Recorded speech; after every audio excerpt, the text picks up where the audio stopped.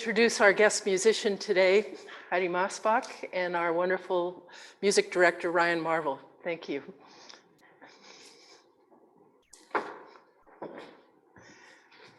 Well, welcome one and all to the Namakwa Unitarian Universalist congregation. My name is Laurel Liefert, and I serve as the minister of this wild, wonderful, warm, justice-loving community of seekers. We are a Unitarian Universalist congregation. We are a people of open minds, loving hearts, helping hands, gutsy creativity, and feet that walk our talk. So I think we do have a few visitors here today, which I'm really happy to see you. If you want to maybe raise your hand and shout out your name, we can give you a special welcome on this auspicious weekend of holidays. So anybody, I know we have Leslie, who is with Brad Willenbrock, who is coming back. They came from Massachusetts a few days ago. And is it Rodrigo? Here for the first time. And I think Rochelle, you brought someone. All right, good to have you here. Let's see, anybody else? Andy's friend. Hi, Zach. And how about on Zoom? Do we have any people on Zoom who are here for the first time or still feel relatively new? Okay, all old timers. And if any of you were here last week, one of the things we say about Unitarian Universalist services is if you've seen one, come back next week and it will be something completely different, which it will be. So I want to talk a little bit about this weekend. I think probably all of you know that it is Easter Sunday. Some of you already mentioned that the parking lots at the traditional Christian churches are packed today. And Easter is the end of Holy Week in the Christian tradition. So it celebrates the resurrection of Jesus Christ. But did you also know that last Friday was the first day of the Jewish holiday of Passover? So Francie, my partner Francie, and I, for the 39th year in a row, joined a group of family and friends for what's called a Seder, retelling the story of the Exodus when Moses led the Israelites out of, and basically from slavery to freedom. So it's a story of liberation. And also we are in the middle of the holiest month of the Islam calendar. So we are also celebrating, well, we aren't, but the Muslims all over the world are fasting and reflecting and lifting up community for Ramadan. So this is just an amazing confluence of sacred traditions, all of the Abrahamic religions, the major religions of the world. And as with most Christian holidays, Easter has pagan roots. So do you know how this movable feast is calculated? It is different each year because it is the first Sunday after the first full moon of spring. And do you know when the full moon was? Last night. So that's what I mean about this weekend. This is just an amazing confluence of events. And Easter gets its name from Istre, the Teutonic goddess of spring. And modern pagans use the term Ostara. And so there's a popular myth about the children presenting eggs to the goddess Ostara as a gift in return for her bringing them spring. And she was so touched by this gift that she recruited her minions, the rabbits, to return the eggs, which now were brightly colored. And the children received these in birds' nests. And so this is how we have the tradition of the rabbits delivering brightly colored Easter eggs. And so that reminds me, so I know we have Cora and Milo here. So kids, you get to have an Easter egg hunt pretty soon. So I'm glad you came here this Sunday. And so this next Friday is another auspicious day, which is Earth Day. And so on Wednesday, it will be the equinox where day and night are of equal lengths, 12 hours each in balance. And then Thursday is a celebration of Earth Day. This year's theme is called Invest in Our Planet, and it's a call to action. So I want to begin our special service this morning by ringing the bell in our bell tower. So Pete, thank you. And afterwards, let's just be silent for a moment to fully arrive.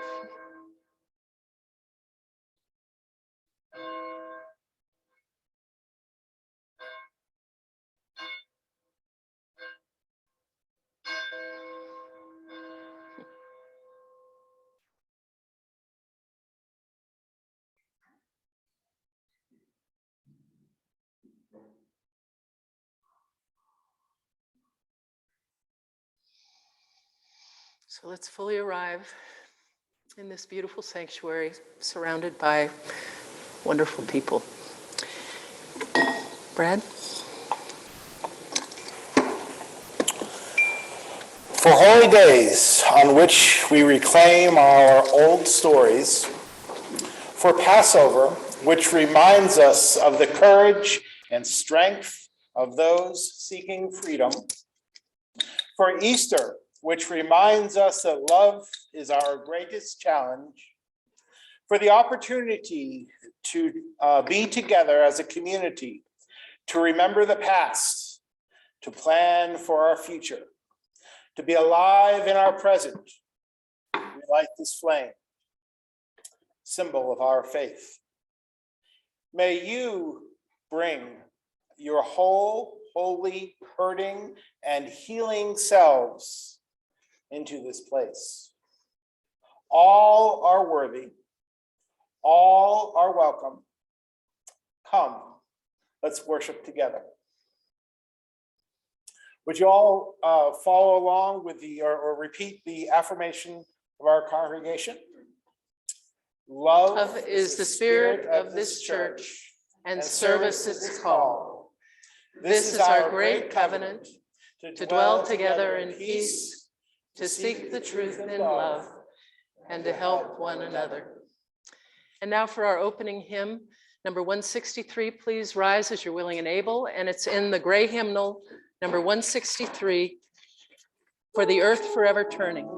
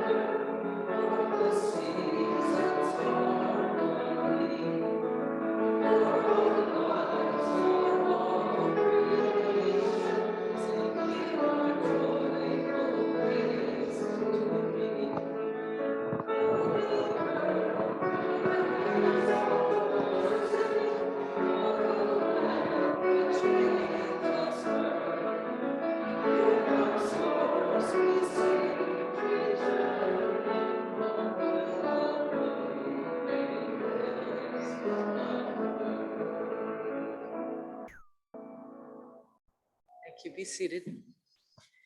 And Claire? Here, you can use this one. Call it Cora and Milo. Cora and Milo, would you like to come up with us for today's Time for All Ages story? We're thinking about it. Pass.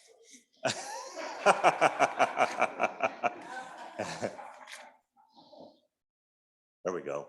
Today's Time for All Ages story is a story that I've heard from a number of people who talk about mindfulness a lot.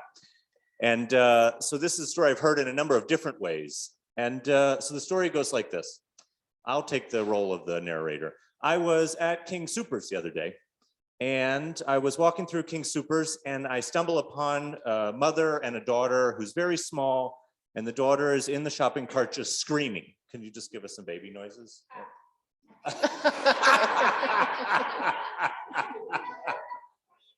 And so the baby was screaming, and the mom turns and just goes, Becky, you just have to breathe. You just have to get through this. And the baby kept screaming. And so I keep walking through King Soopers, and then I see them in the candy aisle, and there's the baby screaming. And the mom says, Becky, you just have to get through this. Just keep breathing. And I see them at the checkout, and one last time the baby's still screaming. And the mom says, Becky, you just have to breathe. You just have to get through this. And so I walk out of King Soopers, and I see them in the parking lot. And I turn to them, and I say to the mom, I say, wow, Becky is just so well behaved, actually. You know, she was quite loud, but she was really all right. And the mom turns to me, and she says, I'm Becky.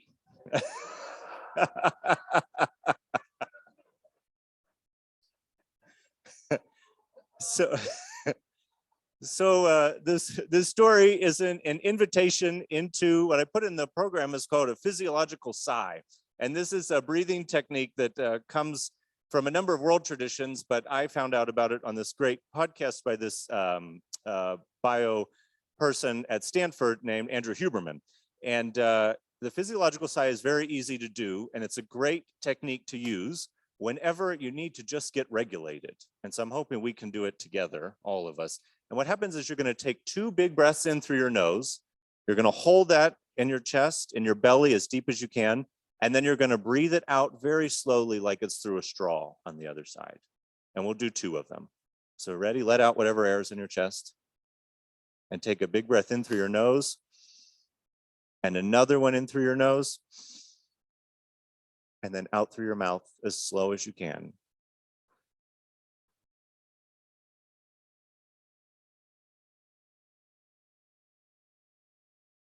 And one more big breath in through your nose. And another one in through your nose. And out through your mouth as slow as you can.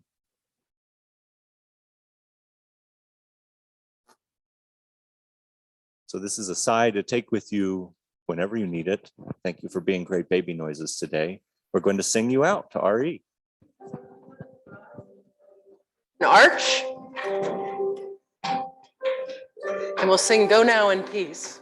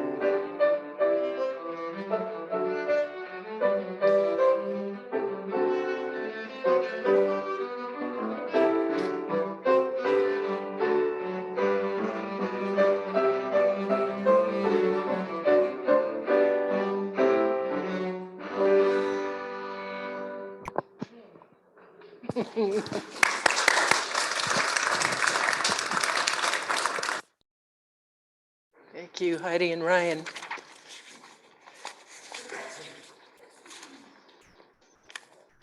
This is reading 628, Rolling Away the Stone. In the tomb of the soul, we carry secret yearnings, pains, frustrations, loneliness, fears, regrets, and worry. In the tomb of the soul, we take refuge from the world and its heaviness. In the tomb of the soul, we wrap ourselves in the security of darkness. Sometimes it is a comfort. Sometimes it is an escape.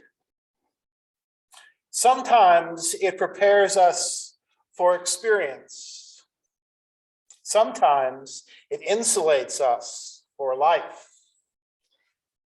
Sometimes this tomb life gives us time to feel the pain of the world and heal others. Sometimes it numbs us and locks us up with our own concerns. In this season where light and dark balance the day, we seek balance for ourselves. Grateful for the darkness that has nourished us, we push away the stone and invite the light to awaken us to the possibilities within us and among us. Possibilities for new life in ourselves and in the world.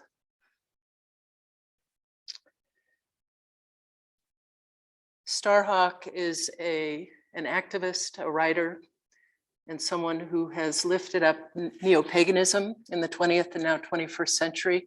And this is called Community, written by Starhawk.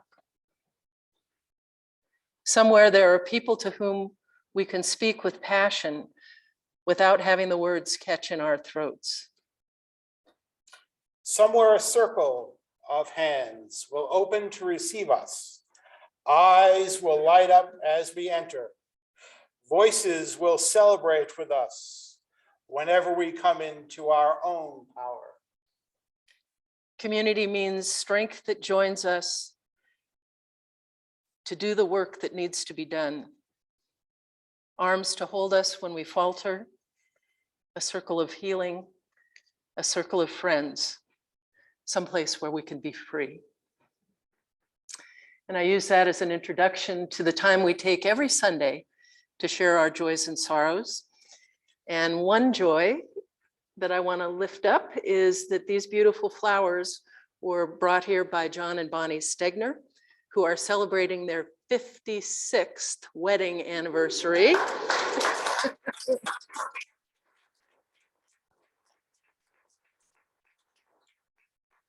And also, I think, Bonnie, you have a birthday coming up. So our tradition here at Namakwa is for each joy and sorrow to transfer some glass pebbles from one bowl to the next, which for me is like the turquoise blue sky embrace of this community. So for joys and sorrows, we would like to comfort those of you who have sorrows and offer our heartfelt celebration for joys as Bonnie and John have. So does anyone else have an upcoming anniversary or birthday, Norma? Wow, Donna Brown.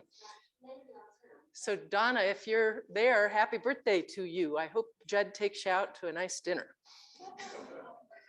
And Francie. My birthday is on Thursday. Yes, so Francie Liefert and also Tim Black have birthdays on Earth Day, so on April 22nd. And so did you transfer some stones? Okay. Anybody else have birthdays or anniversaries? I have one actually. Braden Willenbrock, my son, will turn 15 on Sunday, a week from today, the 24th, April 24th. So Brad and his kids, Braden and no, she goes by Aaron, yep, and Elia were here for many years, and Brad is with us here from Massachusetts. And so he's a former worship associate, and we love his kids. We miss them terribly.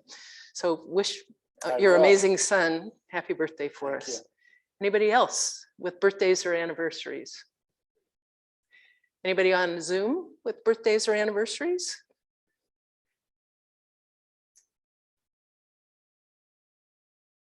Donna's on here, says, yes, I'm 70, exclamation point. And Karen Massaro says, Ed's 86th birthday was on Thursday. Our oldest grandson, Alex, turns 31 on Friday. And our youngest grandson, Sam, will be 28 on the 23rd. Lots of cake. 3 exclamations. Lots of cake. And Karen, you are an excellent baker, so lucky them. And if anyone else has joys or sorrows that you would like to actually come up front or have me hand you the microphone. Okay, we'll use this one. So what, if you're able, come on up here. Hi, we're Pete and Jennifer Buckmeyer, and we've been authorized to publicly announce that, you know, that we're going to be grandparents. Woohoo! We have according to the test, we have a little boy who's going to be born sometime in late October. And we just ask you to be happy with us. We are happy with you, Pete and Jen. So Rachel, their daughter, who's having the baby, is the one who gave Namakwa our name because she was, I think, in elementary school at Namakwa when this congregation started back in 2000. And when kind of brainstorming about what name, she said, how about Namakwa? And it stuck. So congratulations to you all and to Seth and to Rachel.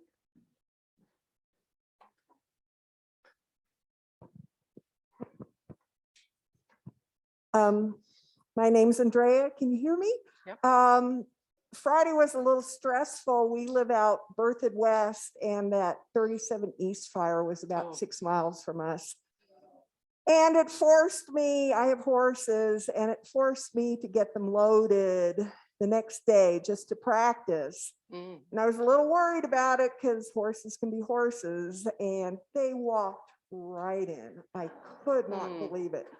So I'm very thankful about that. I'm very thankful that the fire was snuffed out pretty quick. And it also forced me to get some important belongings closer to the garage so I can just get them in the car real quick. Yeah. So yeah, and I'm a little concerned about this summer, what the summer is going to look like. Yeah. But so far, so good. All right. Glad you're safe. Did you transfer soon?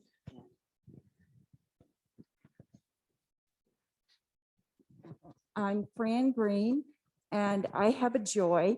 My daughter-in-law, Laura, who is a contemporary realist artist in Denver, has her very first show opening Friday night in a gallery, 931 Santa Fe. We are really, really proud of her. And she sold a painting this week to a decorator who will be putting her painting in a house in Martha's Vineyard. So while she's getting ready for the show, I'm getting to help with the 3-year-old. I'll be there all day tomorrow. Good luck with that. Sue? By the way, these are 2 of the Ukes. Some of you may have heard our music last week. How did you avoid it? Yeah, well, Hi, I'm Sue, and I have a concern and a joy, I guess. For those of you who know that we do have a social justice ministry here at church, and I encourage everyone to walk our talk. My concern is that Troy McWhinney wants to put 26 wells up at the corner at I-25 and Centera area. So for all of you who don't know about it, I encourage you to get informed about it.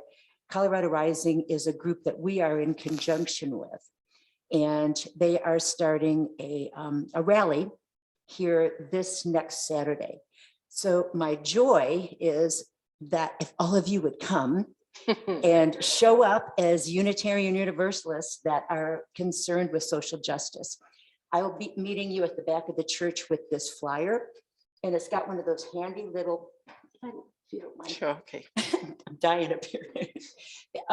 These little Put it right scanner- up against you. Okay, these little scanner things where you put your phone and a website will pop up, and you have to be real quick and you click on it, and then you can sign a petition saying, I don't really want that in my neighborhood.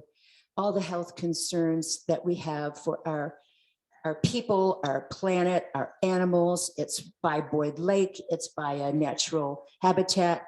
So I encourage you all to learn about it. And this Saturday at 11 o'clock, we're going to be meeting at Lake Loveland, the south part of Lake Loveland, by the Hart and by the the Statue of Liberty there. So there'll be speakers and all kinds of stuff. So it'd be great if you came, and I'll be meeting you with these. Thank you.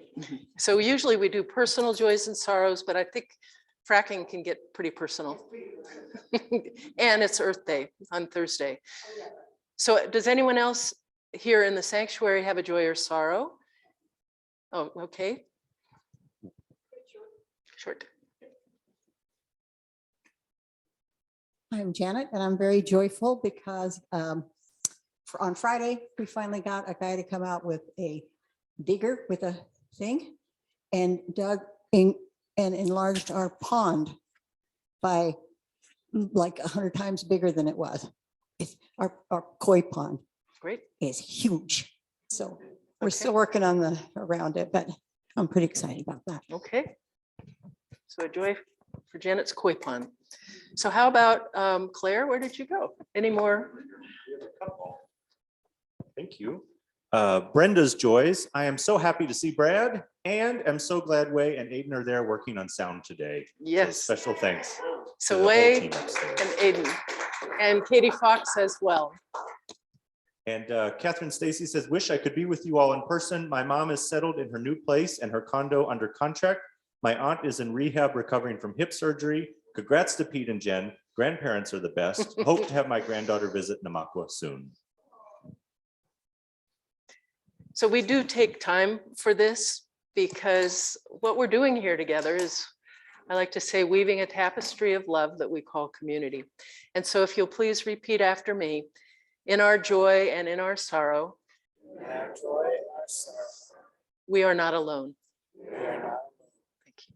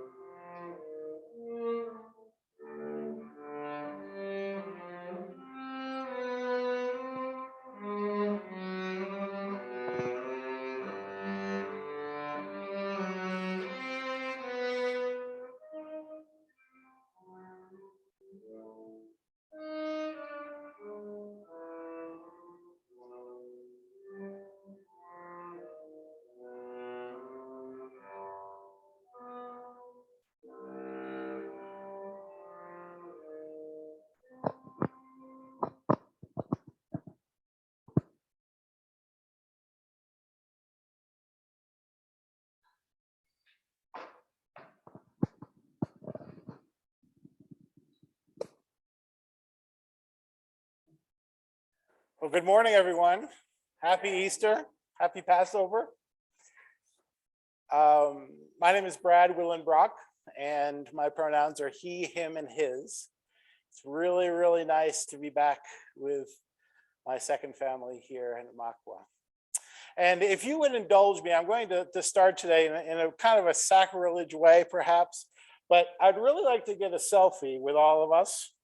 So I can bring this home to my kids who are missing this time together. And I'm definitely going to get our Zoom folks. So smile up there too.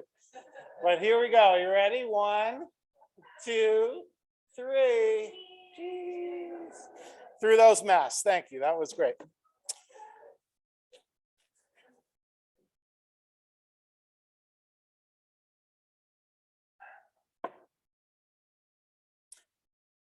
As the snow-packed mountaintops begin to thaw in spring, I anticipate awakening.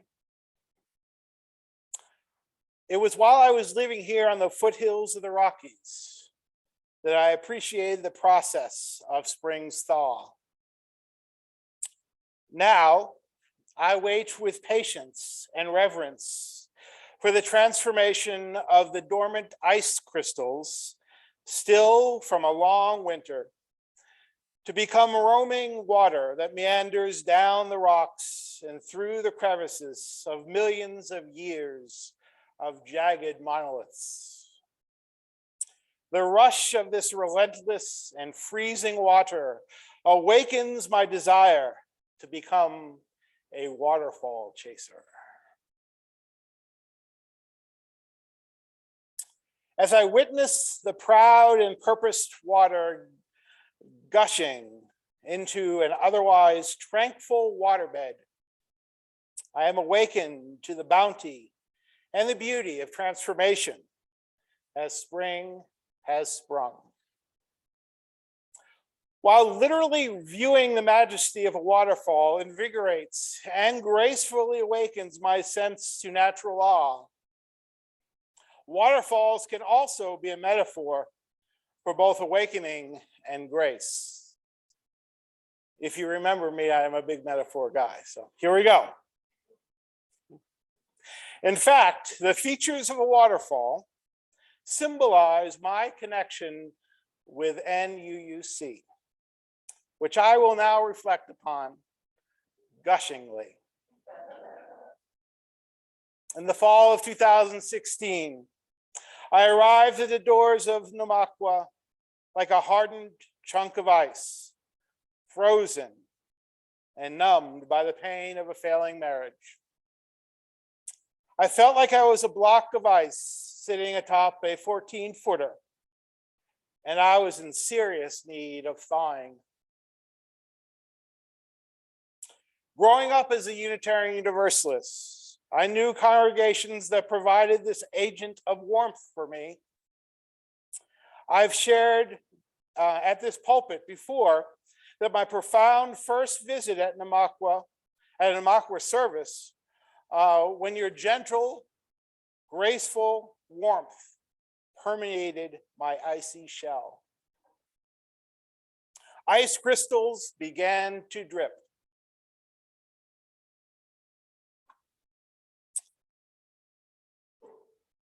I distinctly remember Reverend Laurel greeting me during her pre-service ritual of welcoming new faces.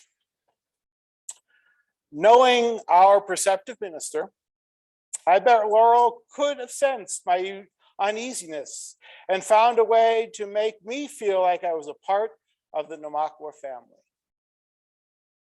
Hopefully many of you newcomers have experienced that as well. It was a moment of awakening for me. The interaction was less than a minute, and within it, feelings of love and compassion rushed and sprayed like a mighty waterfall. I was soaked with the NUCC spirit. As my frequent visits led to membership at NUUC, the ice pack that protected my wounded soul continued to chip away. As it did, drips yielded to a steady flow of awakening. For the first time in a long time, I was able to make spirit nurturing connections with this congregation. And like water tumbling over boulders, my views and actions were shaped and shifted by so many meaningful personal connections with folks in the sanctuary. I am proud of our gutsy creativity and our fortitude to walk our talk. Our commitment to our own interconnected web reverberates like the whoosh of a powerful waterfall. As my connection to this congregation grew at a rapid pace, so did my most important awakening. The realized power of introspection and spiritual inwardness. NUUC was a quiet waterbed at the base of my roaring, chaotic waterfall. You gracefully caught me, allowed me to rest, and also to run with deepening rivulets of courage as I paved a new way. You equally received my children, Braden, Aaron, and Elia, who were dedicated here. The intricate fabric of NUUC, interwoven with love, justice, and respect, provided the four of us with a fellowship that grounded us and awakened us to new adventures. Reverend Laurel,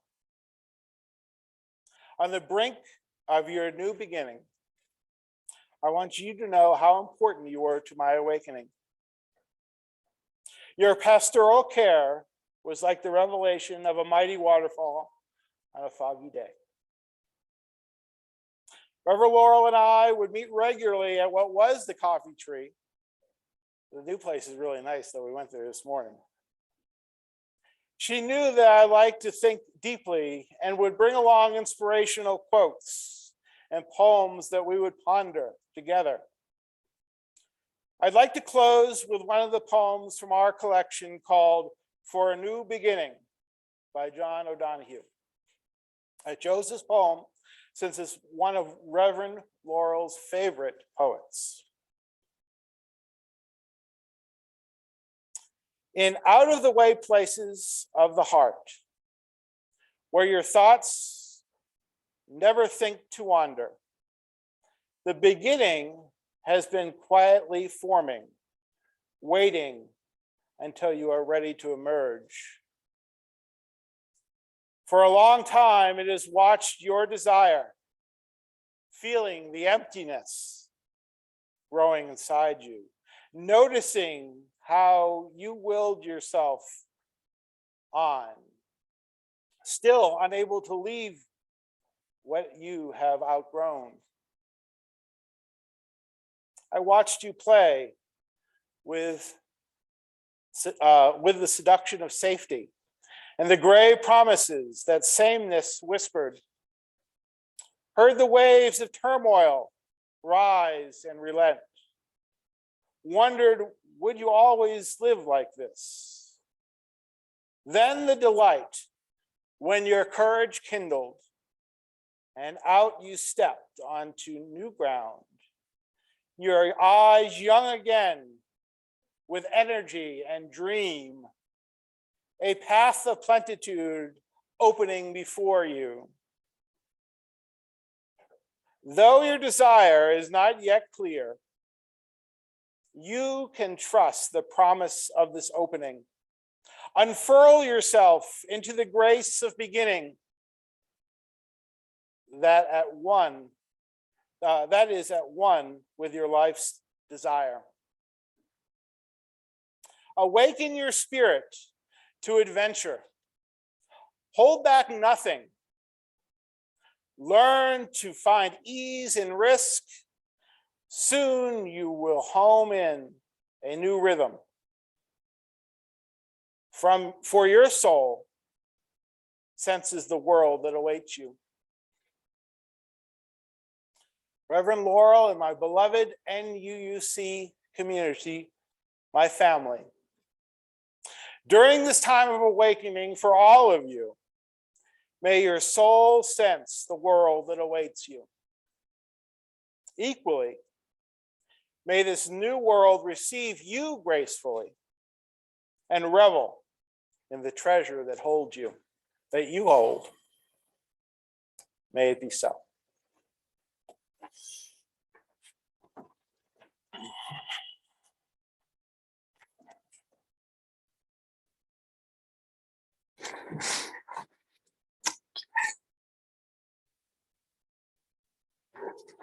One of the ways that Namakwa walks our talk is that we split our collection plate each quarter with a local nonprofit that embodies our values. And so this quarter's recipient is called SAINT. It's the Senior Alternatives in Transportation. We have many volunteers here, including Sally Henry, who is the coordinator. And next week, the executive director of SAINT will be here with you all to explain a little bit more how this generous outpouring of money will be used.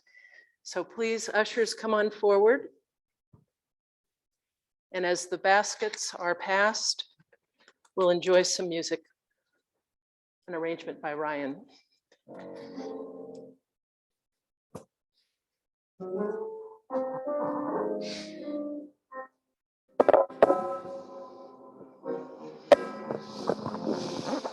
Mr. Metaphor.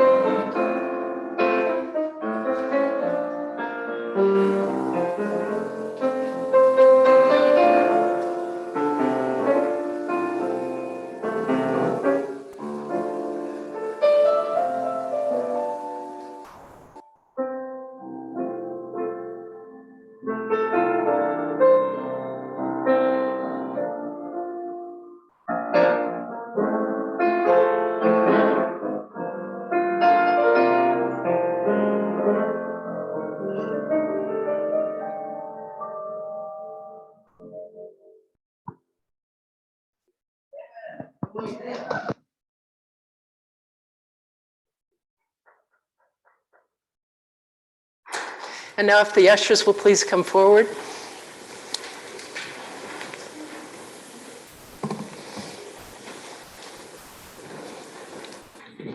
Repeat after me to bless our offering.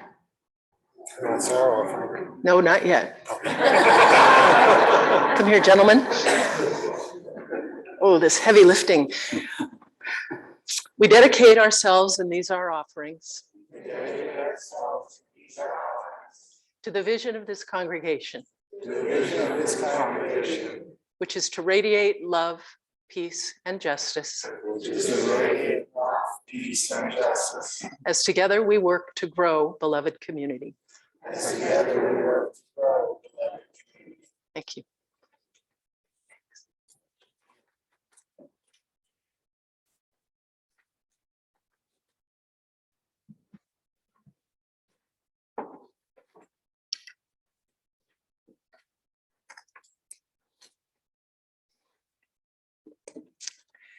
You know, Easter is one of those tricky holidays for Unitarian Universalists.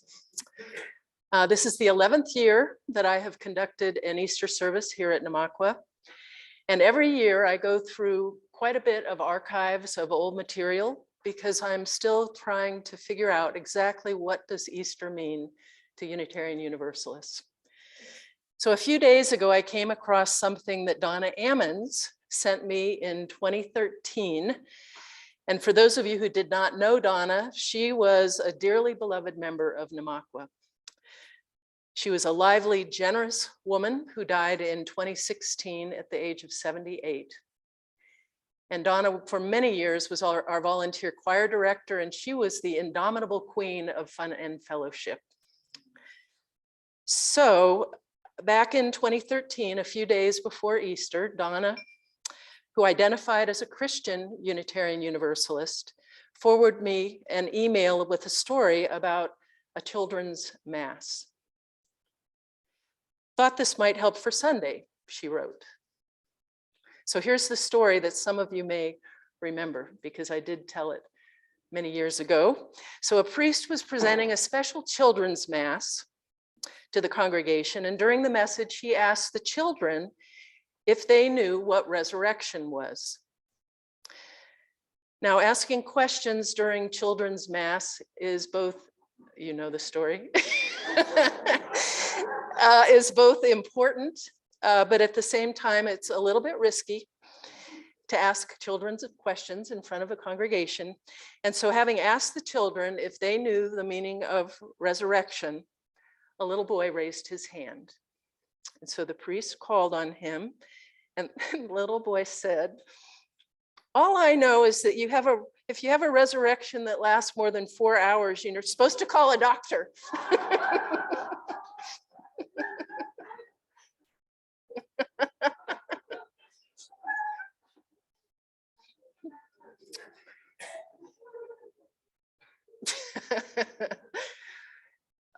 So the historical roots of Unitarian Universalism are in Christianity. For Christians, Easter points to salvation through the grace of God. And in the old Calvinist message on grace, God is totally in charge of everything, including all of the grace in the world. So there is just a finite amount, and way at the beginning of time, God allocated grace to some people, the elect, but no grace to the other people, the reprobates. And the old Calvinist theology really emphasizes helplessness. And it undermines our human agency and our free will. And so this is what our heretical religious ancestors rejected in the 18th and 19th century as they splintered away into Unitarians and Universalists. Today in the 21st century, Unitarian Universalism continues to reject the basic theology of Easter, which is called substitutionary atonement. And what that means is that Jesus died on the cross for our sins, was buried, and then resurrected. and that those who accept Jesus Christ as their Savior will go to heaven and have eternal life, and those who do not will burn in hell. So some of us were raised with this rather terrifying view of salvation. In fact, theologian Rebecca Parker called this cosmic child abuse. For UUs, it is outside our circle of faith, as wide as it is, that there will be some ultimate separation of the saved from the damned. The UU theology is one of universal salvation, that all souls are of worth, and that all souls will be saved by a loving God. So I think all of us have probably sung or at least heard the song that Ryan played for the offertories, Amazing Grace. The words to Amazing Grace, I once was lost and now I'm found. I was blind, but now I see, were written by a man named John Newton. So John was an Englishman that was born back in 1725, the son of a shipping merchant. And apparently in his youth, John Newton was wild. So drinking, gambling, insubordination, headstrong disobedience, and this rebelliousness of young John Newton landed him in the Royal Navy, from which he deserted. And so after he was punished and humiliated for his desertion, he managed to get himself traded to a slave ship where he began a career in slave trading. Soon he gained a reputation as one of the most profane men that the captain of the slave ship had ever met. Then, during one of the voyages, a violent storm came upon the ship and swept a crew member overboard who was standing right where Newton had been standing just a moment before. And in that moment of desperation in the storm, Newton found himself crying out for God's mercy. Later, when the battered ship and starving crew landed, he began to ask himself if he was worthy of God's mercy, or if he was in any way redeemable. He had not only neglected his faith, but mocked others for theirs, denouncing God as a myth. So this experience was the beginning of John Newton's conversion. It took quite a few years for this conversion to take hold in his life, but years later in 1764, he became a minister at the vicarage in Olney, Buckinghamshire. Newton finally had come to repent and regret the misery he had inflicted on thousands of people who he had kidnapped from their homes, transporting them to be sold to become property of other men. I've read that Newton's preaching style was unusual. It was not like most of the clergy of his time who preached from a distance. They didn't admit that they ever struggled with things like temptation and sin. But Newton's preaching style was one where he shared many of his own personal experiences. Amazing grace, how sweet the sound that saved a wretch like me. So Newton was talking about himself when he wrote those lyrics. And though apparently his writing and his speaking style were somewhat unpolished, he was genuinely involved in the lives of his parishioners. He loved them and they loved him. And he said his mission was to break a hard heart and to heal a broken heart. And this reminds me of what you ministers like me are charged with: to afflict the comfortable and to comfort the afflicted.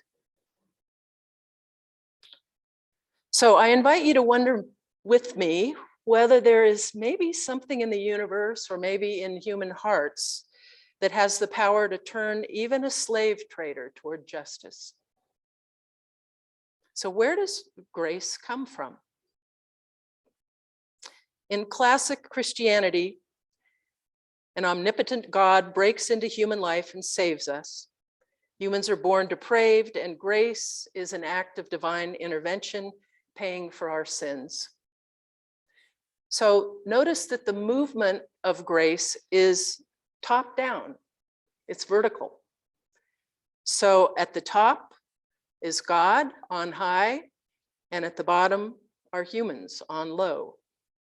And so through grace, with this theology, the unearned and undeserved gift of the sacrifice of Jesus is how God saves us depraved sinners from hell.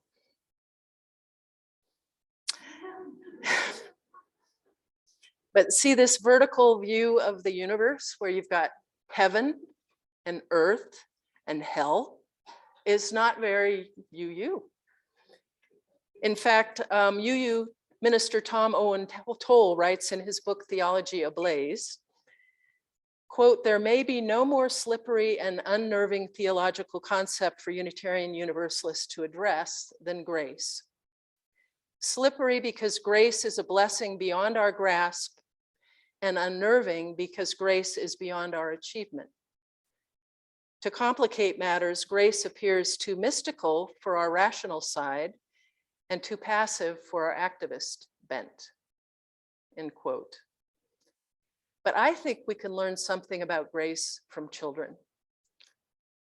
They don't spend as much time thinking as we do. So in a book by Jean Harrison Neuwajar, sorry, I'm terrible at pronouncing some of these things, but Jean wrote a book called Fluent in Faith, a Unitarian Universalist Embrace of Religious Language. And she begins a reflection about grace by describing a cartoon in the New Yorker that shows four panels of bicyclists. So in the first panel, there's a young man in cycling attire who pedals away, and so a balloon over his head captures his thinking, fitness. In the second panel, there's a woman with baskets and saddlebags that are filled with bundles of goods and groceries, and she's thinking, bless you, environment. And then in the third panel, a teenager is thinking independence. And in the last, there's a young child smiling from ear to ear who thinks simply, wind. Wind. So the simple rush of wind, or the full moon, or the moon waxing and waning, or a starry night. Francie and I are going to the Black Canyon of the Gunnison in a couple of days, and I hear that the stars there, if it's a clear night, are just dazzling. And did you notice the blooming daffodils? Or I know Kathy Hartman has some ruby red tulips that are bursting forth in her yard. Wind, daffodils, stars, moon. So these are things that can be experienced as grace. It's a beautiful quality that I would like us to recognize and be able to reclaim the notion of grace in our lives. And in fact, we can be purveyors of grace with simple acts of kindness, or by offering your musical gifts, or your gutsy metaphors of waterfalls, or all of you, each of you have your own unique gifts that you can contribute to this community and to our world. And you know what? I think it's arrogant to refuse to open our souls to the gift of grace. I was blind, but now I see. So I think it's arrogance when we refuse to acknowledge our place in life, that whatever gifts and privilege that we were born with, and the fact of our existence, is a gift that we neither created nor earned. And whenever I think of privilege, I think back to the days of George W. Bush. Did you ever hear people say that he was born on third base and thought he hit a triple? And I think that's true of some other current politicians that we know with quite a bit of privilege. So to accept the gift of grace is to realize that the earth and all its creatures don't simply exist as resources to be used by us for our pleasure and convenience. And so to accept the gift of grace, what we can do is to dedicate ourselves to walk humbly with all living things, recognizing the inherent worth and dignity of all, and taking our place as humble co-creators in our seventh principle, the interdependent web of all existence. So we can choose to step into what may be called a river of life, and perhaps even being able to just lie back sometimes and to trust in the path, the Tao,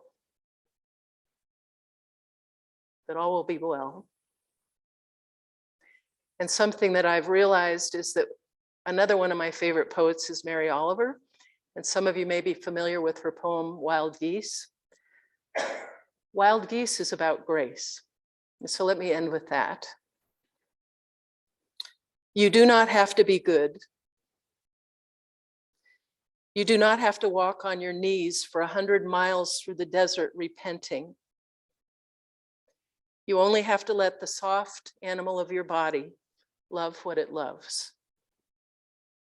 Whoever you are, no matter how lonely, the world offers itself to your imagination, calls to you like the wild geese, harsh and exciting, over and over, announcing your place in the family of things. So may we say thank you, and may it be so. Ashe, Amin, Amen.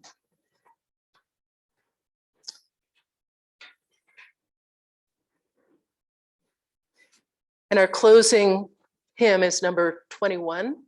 And so please rise and join in singing For the Beauty of the Earth.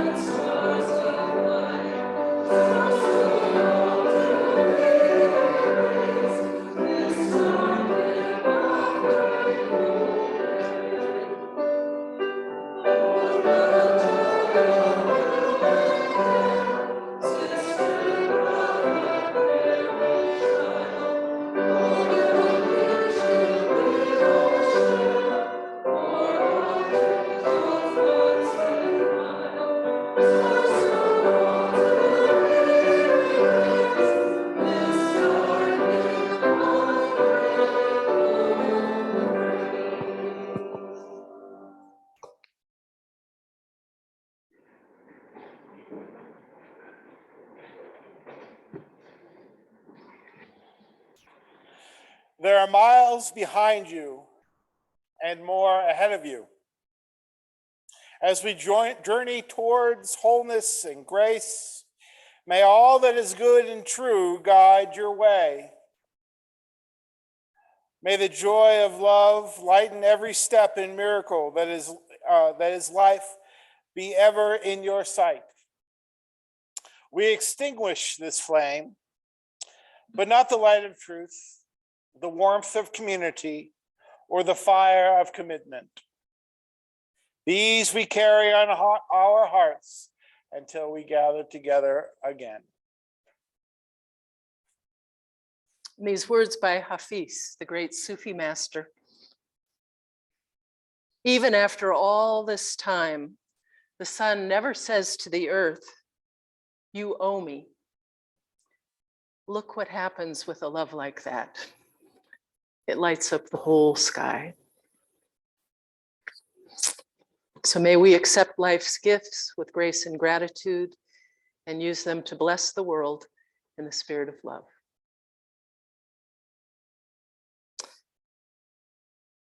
So just a few announcements. One thing is that the positivity rate in Larimer County has gone up enough. That's why we're up here, we don't, but you're wearing masks again. But hopefully it will go down again and we'll continue to be able to gather in person and hopefully one of these Sundays without masks.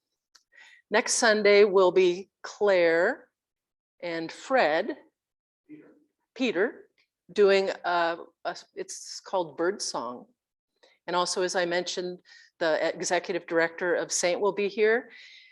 And Francie and I are going to be soaking in something in Glenwood Springs. So I won't be with you next Sunday. This is going to be my farewell tour of Colorado. I've worked so much that I haven't seen things like Mesa Verde. So Francie has planned a trip for us that we're going to take off this afternoon after the service.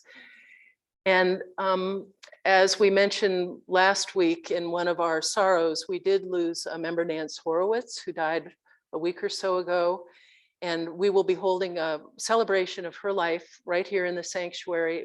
It's on Sunday, March 5th or May 15th after the service. So I hope many of you will be able to attend that. And there's a lot going on. So I hope all of you are on our email list and will be receiving the announcements that come out every week. And also the calendar that is on our website, because we are a beehive of activity. So there's more going on than our meetings here on Sunday morning like this. So blessings to you all. And you can think of me and Francie roaming through the beautiful Rocky Mountains. So happy Easter, happy Passover. Enjoy.